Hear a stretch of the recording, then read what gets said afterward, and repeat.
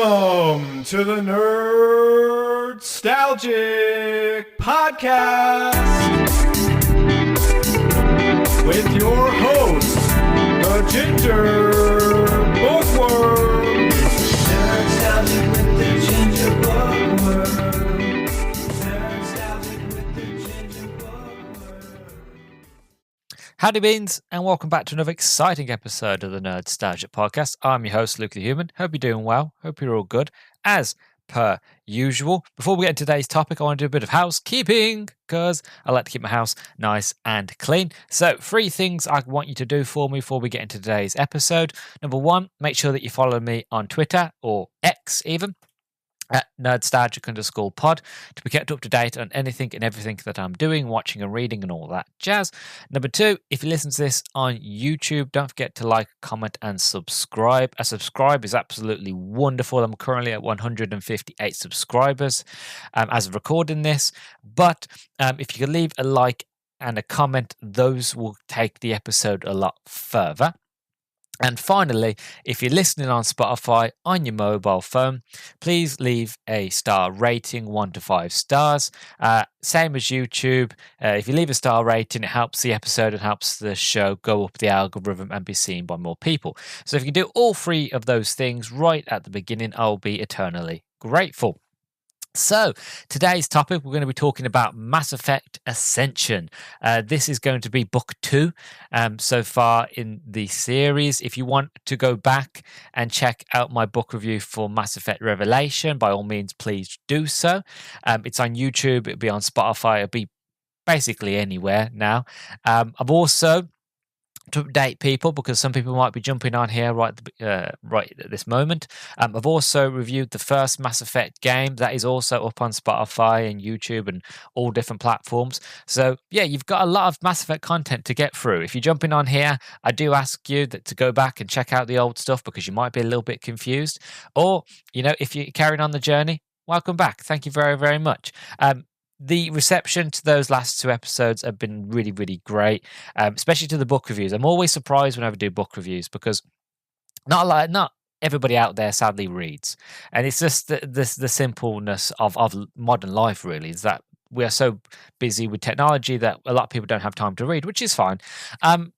And I'm always surprised whenever I do my book reviews that people always come back, but oh my God, it's my favorite series.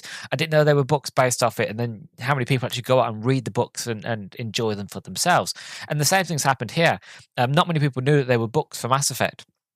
And I've had a few people who told me that they put it on their wish list or their to be read to read Mass Effect Revelation now and to read the rest of them. So if you're on that journey with me, thank you. Hopefully, you're enjoying it as much as I am. Or if you're just here for Mass Effect in general, again, welcome. So far, it's been really a lot of fun. I did a review with Chat Tsunami for his Mass Effect month, where I'm reviewing Mass Effect 1 with him, which I'm glad that I'm talking about Mass Effect 1. I love Mass Effect 2 and I love Mass Effect 3, and I love Mass Effect Andromeda, but I'm glad that I got to start it all off with Mass Effect 1 because to me that is like the genesis of where it all began, not just for Mass Effect but also for my love of RPGs and what sort of choice and consequence sort of games could be and will end up being. So I absolutely love the first Mass Effect. And obviously, if you want my full feelings, because that episode's not out yet, you can check out my episode. And then in August, you can check out Chat Tsunami's episode. But yeah, so my journey so far with Mass Effect has been incredible, to be honest. It's been a summer of Mass Effect. And I'm sitting here thinking to myself, why didn't I start this sooner? Why was I being so scared and putting it off for 2 years? I should just went with it and went, you know what, gung-ho, and just went crazy with it. But it's all paying off and I'm really, really enjoying it. And again, just thank you to everybody who is listening to it, who's supporting it, who's subscribed, who has followed the channel on Spotify and other platforms because of it. Thank you very much, all the new listeners. Welcome. I appreciate every single one of you. If you started today or if you started years ago, wherever you started and you just started listening, again, thank you very much. I appreciate you. Oh, So, like I said, today we're going to be talking about Mass Effect Ascension. This is book 2, written by Drew Carpisham. I'm going to read the plot to you now. So, the novel takes place shortly after the attack on the Citadel by the Reaper Sovereign and its allies, Saren and the Geth. The Ascension Project is an initiative program aimed at developing biotic abilities in humans, with a particular focus on the children of the victims of Element Zero accidents in multiple human colonies across the System Alliance. The project, set up around 2176, is based at the John Grisham Academy, a medium-sized space station in orbit around the human colony of Elysium in the Skyllian Verge, a largely undeveloped patch of space situated along the borders of the System Alliance and the lawless Terminus system. The elusive man, the enigmatic leader of the rogue organization called Cerberus, plots Cerberus' next move, which involves the pursuit of an autistic young biotic prodigy named Gillian Anderson.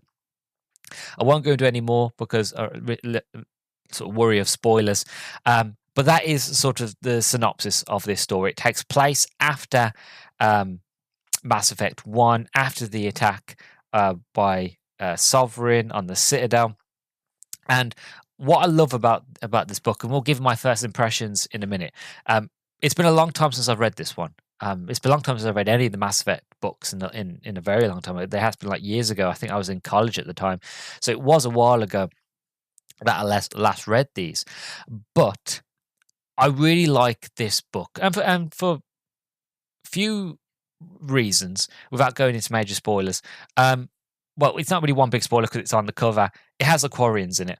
I absolutely love and adore the Quarians, and my love for the Quarians came more so when I played Mass Effect 2, where you got to go to the Migrant Fleet and you got to spend more time with Tali, and you got to learn more about the Quarians and how they live and what happened to them, what went on with them. And again, if you speak to Tali in the first game, she would tell you about the Geth and how that the Geth overthrew the Quarians, kind of like a Terminator situation. They turned it on, well, kind of not like Terminator, kind of like the fact of the Quarians turned the Geth on as a slave force.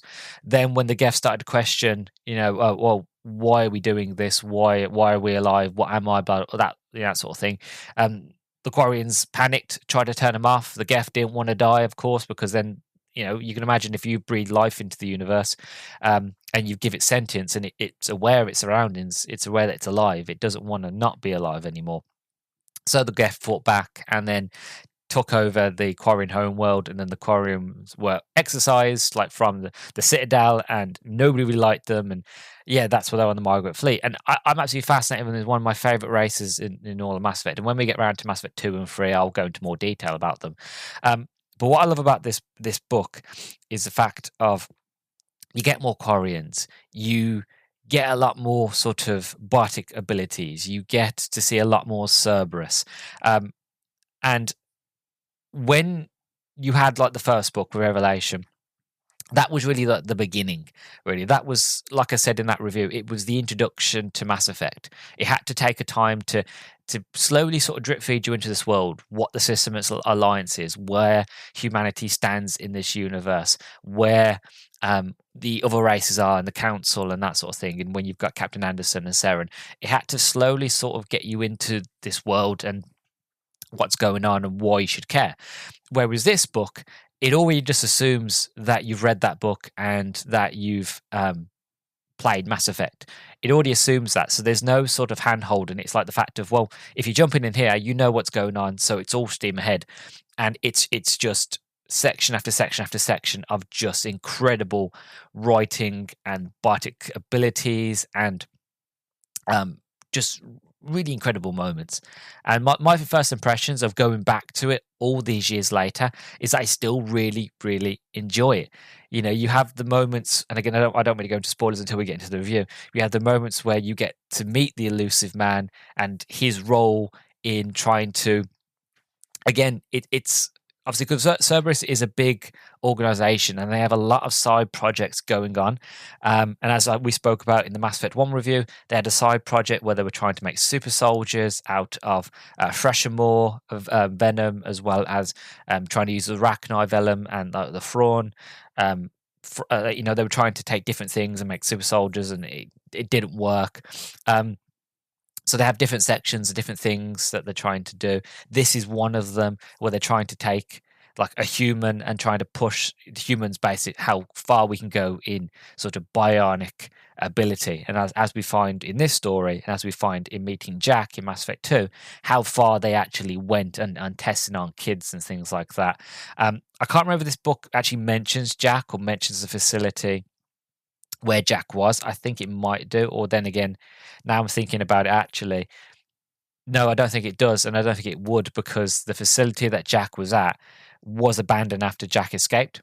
So I would imagine Jack came first, and then they could try to carry on the work with Gillian.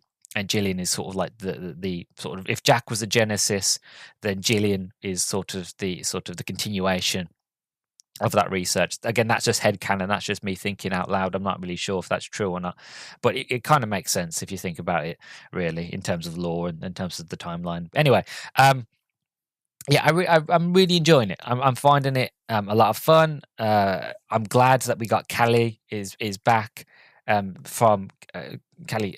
What's the second now? Actually, tell you what. One thing I didn't do, because I always get messed up with the names, and I've noticed that I do this myself. Where is it? Bear with me here. Right, that's what I was looking for. Right, so Kelly Sanders is back from the first book, so her story is kind of continued here. We also get to meet Talizora Narea, who is a character that we meet in Mass Effect 2. There's also mention to like L2, so like Caden, what he's going through. Paul Grayson, again, he plays a big part in the next story. He has a part here, but he's sort of part is bigger in the next book, which again we will get there when we get there. But yeah, I just love what this book is, because it just like, there's no hand holding, there's no more sort of like, oh, we've got a drip feed. It's like it gets straight into it, and for that I just enjoy it. But enough of me gushing, enough of me sort of just rambling on, trying to stay away from spoilers.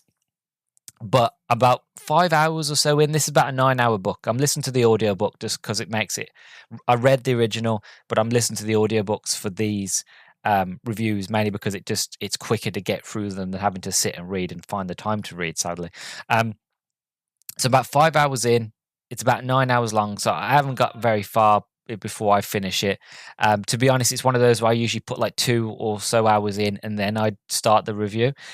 But this book is that gripping, and I enjoy it that much that I just put it on.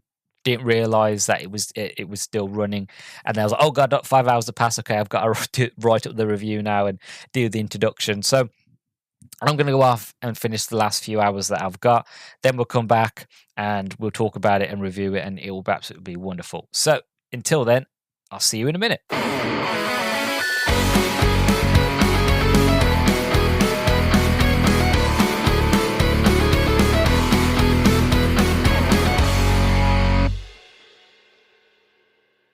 Right, so I have just finished Mass Effect Ascension, and honestly, my first impressions are I still love it. I still enjoy it. It's still a fantastic 10 out of 10 book.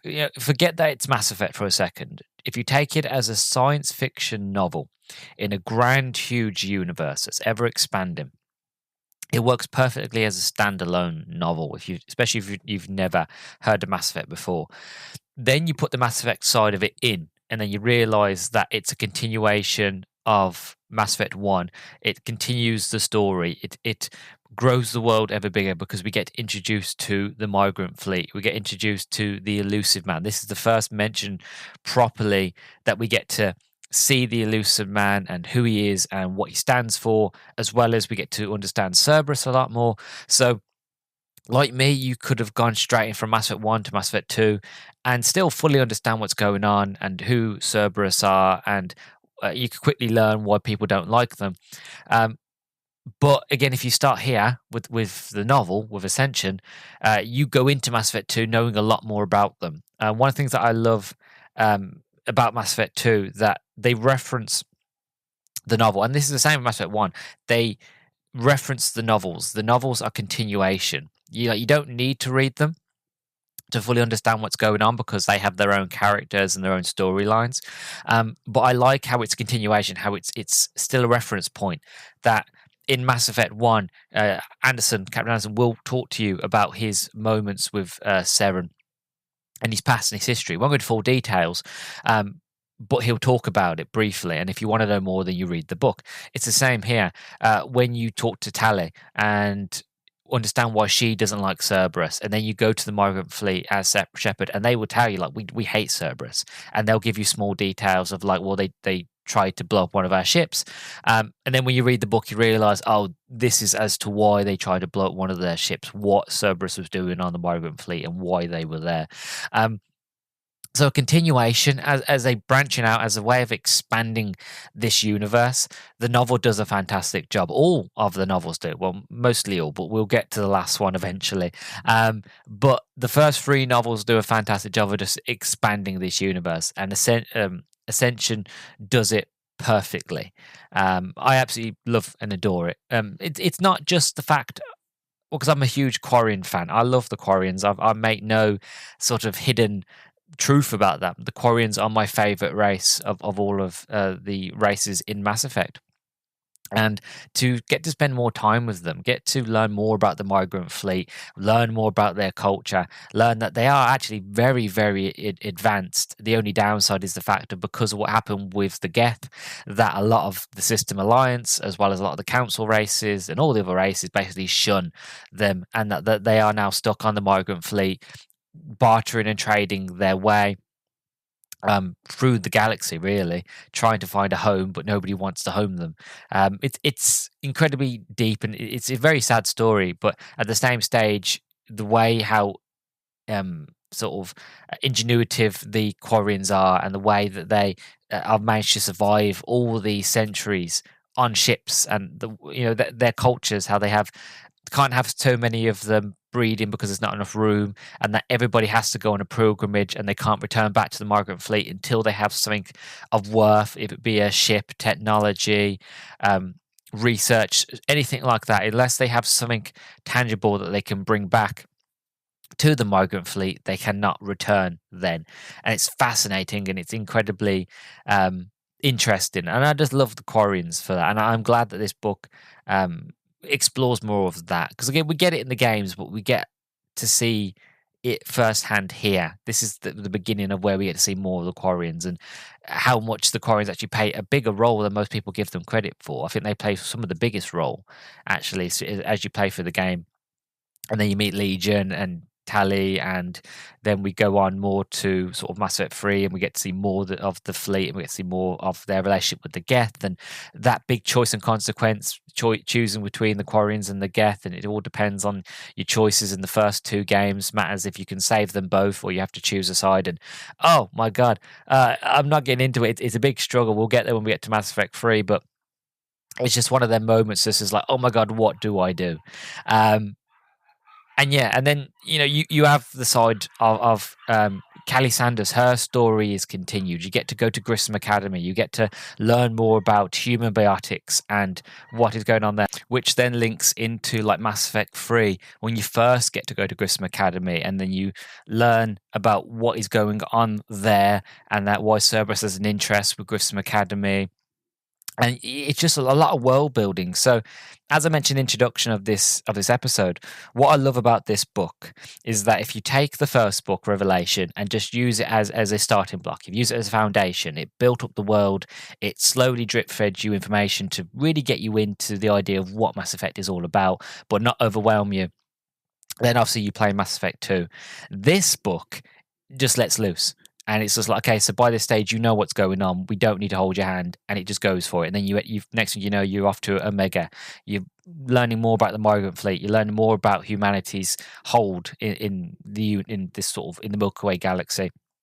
You learn more about humans trying to sort of betterment themselves, but also make sure that they have an edge against all the other races. Because even though we're all at peace, we're all still at war with each other. We all still have, again, as we do on this planet, as I'm sure other races do in other civilizations in this universe, by all means, we all say we're friends and happy, but we all still make weapons. We all still try to advance our technology. And it's still a war against everybody. We do it here on Earth, and I'm sure it happens in the wider universe, right? It wouldn't surprise me.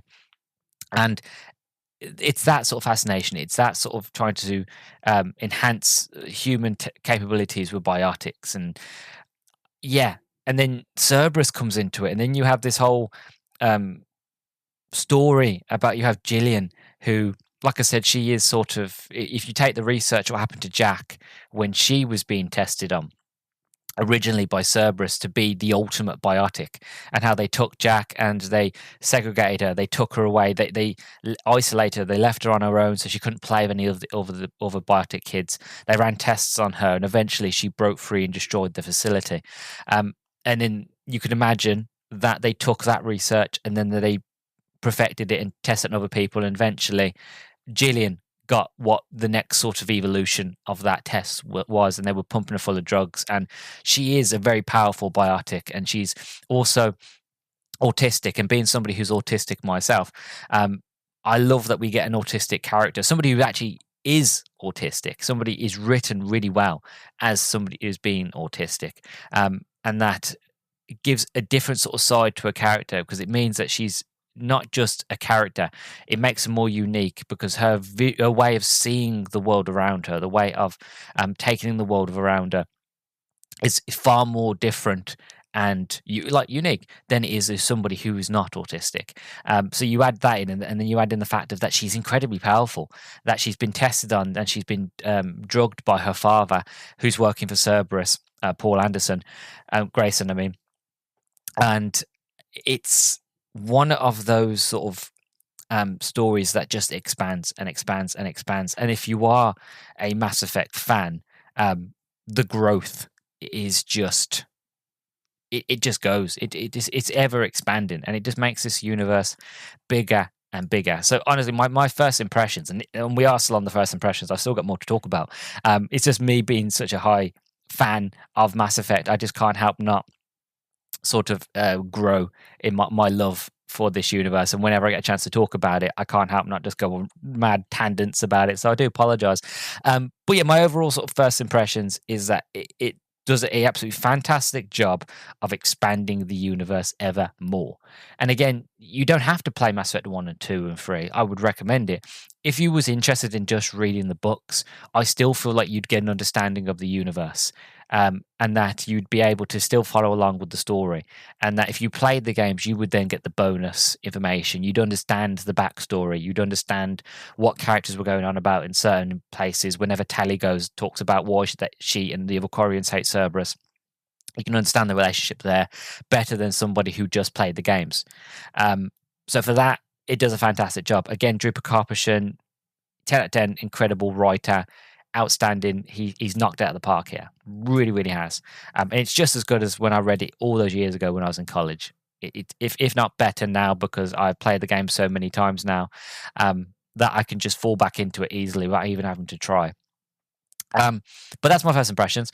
As for the story and characters, like as I've mentioned, we get Callie Sanders. She comes back, and her character gets to do a lot more, because in the first book it was more so sort of Anderson and Seren. Those were the two main characters, and then Callie, she was kind of like the side character, kind of like the A and B, sort of like the character we've got to get to, and that now we've got to take her to the end, basically. So she was there, she was important, she had she was a character, she had a voice, blah blah, but she wasn't in the forefront. The forefront was Seren and Anderson. In this one, she is the main character. She is at the forefront. She's there because she works at Grissom Academy.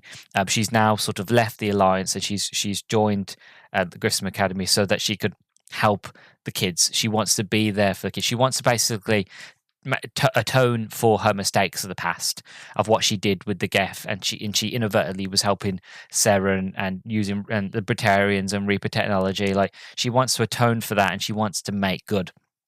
So then she goes off and helps the kids of Grissom Academy and grow their biotic abilities, as well as helping Gillian, who, again, with her sort of struggle with her biotics, as well as her sort of her autism. And again, we meet the Elusive Man. Again, this is his first introduction to ever actually seeing him properly in terms of a story and actually him talking and interacting with characters. Again, with Cerberus as well. Paul Grayson, he's an interesting character. As I said in the introduction, he's interesting because he's quite complex, but you don't realize how sort of complex his character is until the next book. And I won't go into full details of that. But Paul Grayson, he believes and follows what Cerberus and Elusive Man say, is that he believes that humanity first. It should be always humans. Humans should be at the forefront, and that all the other races push us down, and that it's humanity against the whole Milky Way galaxy, and that we should have the best technology and we should have the best advancements and X, Y, and Z. And he believes in all these ideologies. So he's fully there with Cerberus, and he's even goes as far as the fact of his belief is that strong, what the Elusive Man has to say, that he will happily take these biotic sort of concoction drugs and inject his own daughter, Gillian, with them, just to see what would happen. He doesn't question it. He doesn't say, would it hurt her? Will it kill her? Will it do this? Will it do that? He just takes it and injects her. And eventually, he starts to realize what he's doing is wrong. By the end of the story, but for quite a part of the story, you can tell that he's just doing it because he believes in the cause so much. But his character starts to evolve a lot more as the story goes on. You can actually see the fatherly aspects of it that he realizes when he comes off, because he's heavily addicted to drugs as well, and the Elusive Man supplies him with red sand, replies him with the drugs that he needs anyway. And as he starts to come off the drugs and he gets a bit more clarity, and he realizes that what he actually cares about more so is Gillian, his daughter, than what Cerberus has to say and what they're doing to his daughter. And he realizes what he's done and his sort of role that he's played in that. He quickly sort of he turns, basically. And his character is very interesting and complex. But how to explain it? Again, I don't want to go into spoilers, but his character in the next book it grows that complexity a lot more. And again, I don't want to talk about it because it is spoilers. But I look forward to revisiting his character, shall we say, for the next book. What else have I mentioned? Yeah, Gillian. I also got the characters of the migrant fleet. We get to meet more of the Quarians. We get to go there, and the story really encapsulates this idea that the universe, it's because we're in the Terminus systems, we're in sort of the lawless part of space, that everything isn't all perfect, that there are cracks, that each sort of race has struggles, has their own sort of agendas, motives like that. And that when you get to the Terminus systems, you see the seedy underbelly. Really, we see the pirates, the slavers, the people that just are there out there for themselves. And Cerberus is part of that, very much so. And the story really expands on that. It's in two parts, really. The story is so. Part one is Grissom Academy, and we get introduced to the idea and the concept of what is going on at Grissom Academy, and Grayson's role in that, and his relationship to Gillian. And then we get to learn more about Gillian, about her powers, her sort of possibilities, where she is, what she can do. And as sort of the story starts to grow from there, it then goes off to part two. Part two is my favorite part, which is the Quarian fleet, and learning more about them, about pilgrimages, what it all matters. Again, if you speak to Tally in the first game, she will give you a lot of this information. She'll be very open about it and talk to you about it. But again, Mass Effect, it's a very choice-based game. You can go for the whole game without talking to anybody, really. Well, unless you have to. Apart from that, you don't have to talk to any side characters. You can literally play the games and just go off. So if you never ever talk to Tally about her sort of culture and her history, you are missing out greatly. But this book does a fantastic job of really expanding upon that, and just learn about the migrant fleet. So both parts are interesting. Now, I always set it as part one, part two. That's the best way I can explain it is part 1 Grissom Academy, then you have like a middle ground which you spend a little bit of time in Omega, and then it's the Quarian fleet, and then you have Grayson with a small Cerberus army is trying to go and save his daughter from Cully and the migrant fleet. And yeah, I just really love the story here. Like I said, I'm being very vague on purpose, because I want people to explore this story themselves, and I'm trying to even just use references of like Mass Effect 1, Mass Effect 2 to really sort of explain what I mean here. Because if I break down this game and I go into if I break down this book and go into like full spoilers, one, what's the point of then going off and reading it? And two, it just makes it a lot more fun if I was just be like, look, go out, give it a go, read it, you'll enjoy it. One of the things that I love a lot about this book as well is that it has a small connection to Max Fast Andromeda. Now, obviously, by the time this book was released, Mass Effect 2 had, well, I don't think Mass Effect 2 was released yet, or had already come out. So Andromeda was far off, and who's to say if they had already planned at this stage to go off to Andromeda? Don't know, but there is a small connection to sort of Mass Effect Andromeda. It's never referenced. The initiative is never referenced or mentioned. There's no mention of the Andromeda Galaxy at all. Nothing like that. But the reason I say it's a small connection, for two reasons, right? So Gillian remains with the Quarian fleet and travels uncharted space looking for a new homeworld for the Quarians, right? So the reason why the Quarians want Callie so much, and why they like Callie so much, and why they know Callie so much, is the fact of because she's her relationship with Seren, the Geth, and the Reapers. And the idea is that somehow Seren, from using by sort of sovereign, I'm trying to explain, it's really hard. I'm going to full on sort of nerd culture and full on sort of hardcore Mass Effect fan culture here, but through the effect of Sovereign through Seren was able to control the Geth. Of course, Geth are really integral to the Quarians, because again, the Quarians made the Geth, and they have been looking for new ways to kind of control the Geth. And then they found this idea that, well, somehow Seren was able to do it. The last person we know had contact with Seren, apart from Shepard, was Callie. So it's that sort of story beat where we're trying to figure out, okay, so like, again, without going to spoilers, how did it happen? How was Seren able to do it? And the reason for this is the fact of the Quarians have no home. They are looking for a new home, but nobody in the council space will give them a planet, and no council space will really give them help. So they have the idea that they want to get a ship, because ships are very precious to the Margaret fleet. Each ship is very important to them, and I'm going to go off now on Quarian history, but each ship is very important to the Quarians. It is like it's a piece of their heart. It is literally them.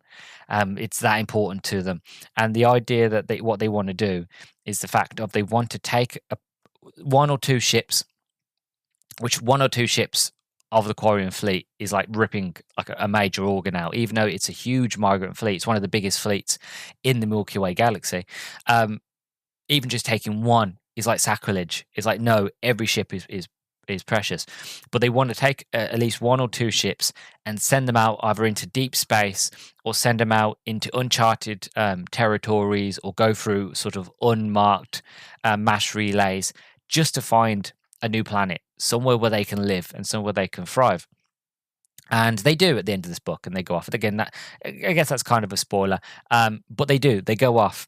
And the reason I say it's a small sort of connection to Mass Effect Andromeda is for the simple fact of we have the Quarian arc. And for anybody who didn't play Mass Effect Andromeda, because again, I know a lot of people didn't like that game, I loved it, and I can't wait to talk about it. But long and short of it is that in Mass Effect Andromeda, there was a human organization called the Initiative, and the Andromeda Initiative.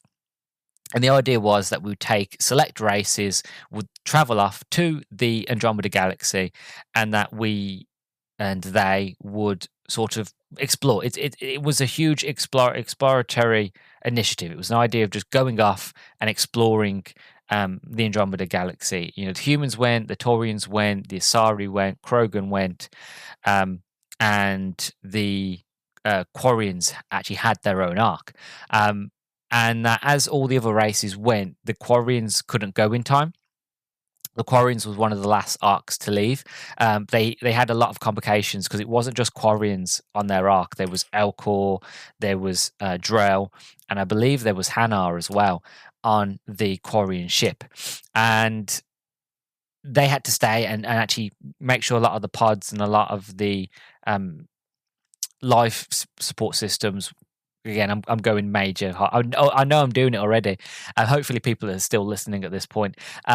But they couldn't leave because there was a lot of things still needed to be finished and tested on the Quarian arc.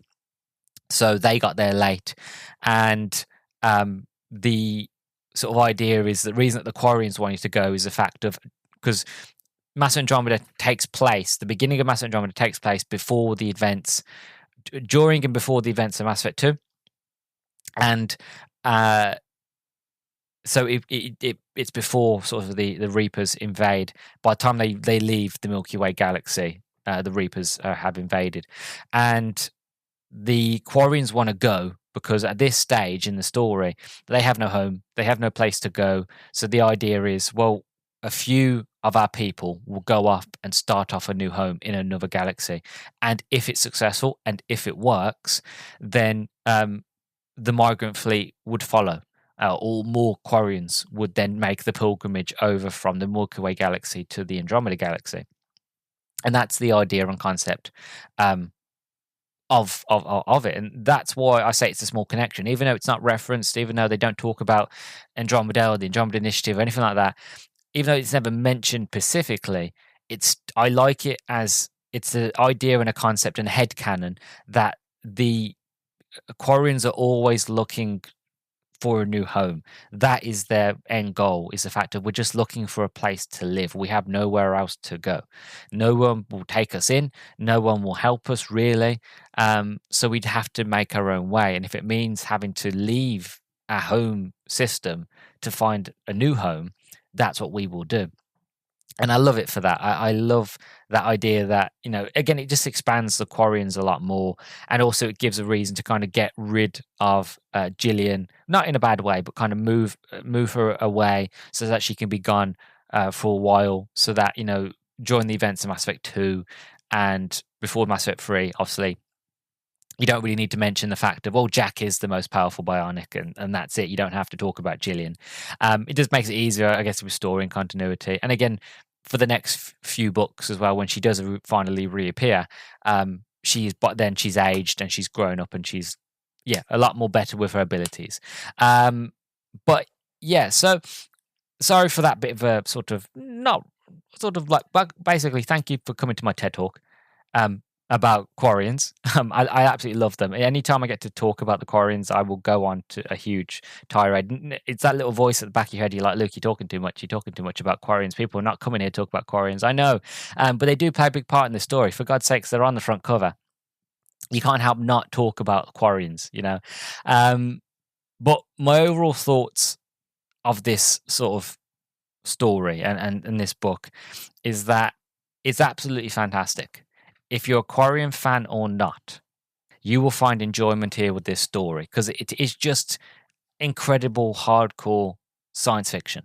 Especially if you're a Mass Effect fan as well, you will love the expansion of this world and the lore within it. Learning more about biotics, learning more about Cerberus, learning more about the Elusive Man, what the Elusive Man wants, what his agendas are, where he's trying to go with Cerberus, what he's trying to do with it. Learning more again, like about the Quarians, about the migrant fleet, learning more about Omega, learning more about the people on Omega and why Omega is what it is and what it's like. It even explains a bit about what Omega is and how Omega used to be a Prothean. Was basically a Prothean mining colony that the researchers went at first, and eventually people was like, well, it's a Prothean base, nobody should really own it. So it's like, okay, so nobody owns it, so loads of different colonies going to come and stay there, and eventually it went from being a peaceful research base to a full-on sort of seedy underbelly mining colony, basically. And it's little things like that. It's you're just learning more about these places that you're eventually going to visit in Mass Effect 2. And to think if you take this book of what it is and be like, look, I've read the first book, played Mass Effect 1, I'm waiting for Mass Effect 2. This book comes out, it expands the world, it expands the story, it expands everything, and it gets you ready and gets you hyped for Mass Effect 2. So by the time you play Mass Effect 2, you already know who the Luciman is. You already know not to trust the Luciman. You already know not to trust Cerberus. You already know what Omega is and what's going on in Omega. And it's that interesting idea and concept of like, well, you can have that thought in your head, okay, I visually have seen in my head as I've read the book what Omega looks like. And then you get to go there and you get to have that sort of realization that only really book readers have, is the fact of, does my visual image in my head match what I'm seeing on the screen? And I love those moments. I love those sections. So yeah, for what this book is and what it doesn't hold your hand. It just runs off and you are constantly just from scene to scene to scene, just being bombarded with lore and facts and characters and epic moments and fighting. And yeah, as a Mass Effect fan, you can't get any better than this. Like I said, all the novels apart from the last one are all incredible, and I can't wait to now go off and play Mass Effect 2, and I can't wait to then read the next book. And yeah, I'm just excited because this book gets you hyped for the next game for Mass Effect 2. As any sort of video game novel should, it should get you hyped for what is to come next in the story. And what is to come next in the story is possibly one of my favorite games of the whole trilogy. Mass Effect 2 is the best Mass Effect game. And I will explain why when I get to that review. I won't do it here because I've just realized I've already been talking for 41 minutes in total. A majority of that was me just sort of gushing over the Quarians. Again, I do apologize for that. But if you like Quarians, you would have appreciated it. But yeah, long and short of it, read this book. Give it a go, especially if you love Mass Effect. And if you read the first book and you were umming and ahhing about reading the next one, definitely go for it. You will not be disappointed. And if you don't read it, you're incredibly missing out on so much story and lore and characters, especially as that Kelly Sanders actually appears in the games in Mass Effect 3. You actually get to meet her and talk to her in the last Mass Effect game. So a little bit of, maybe like a little bit of a push. Be like, look, you're going to meet her eventually in the games anyway, so might as well learn about her backstory here in the books. But yeah, so thank you very much for listening to my TED Talk on the Quarians and my book review on Mass Effect Ascension. 3 things you can do for me before we leave today. If you are listening to this on YouTube, don't forget to like, comment, and subscribe. Don't forget to follow me on Twitter at Nerdstalgic_pod. And if you listen to this on Spotify on your mobile phone, then please leave a star rating between 1 to 5 stars. If you can do all 3 of those things for me right now, I will be eternally grateful. And yeah, thank you very, very much for listening to my review. The next thing I'm going to be looking into for Mass Effect, like I said, with Mass Effect 2, that is a very, very long game with a lot of DLC and a lot going on. So hopefully I'll be able to get it finished by the end of the month. I'm currently recording this on the 10th of July. So fingers crossed, I'll be able to get it ready and out the shore by the end of the month. That's the quest anyway. That's the hope. I've got 2 fingers crossed right here. So I will see you then at the end of the month for Mass Effect 2. But for now, check out all my other stuff. Check all my other reviews coming this July, or any reviews in the past. And yeah, thank you very, very much for listening. I've been your host, Luke the Human, and I'll catch you in the next one. Bye-bye.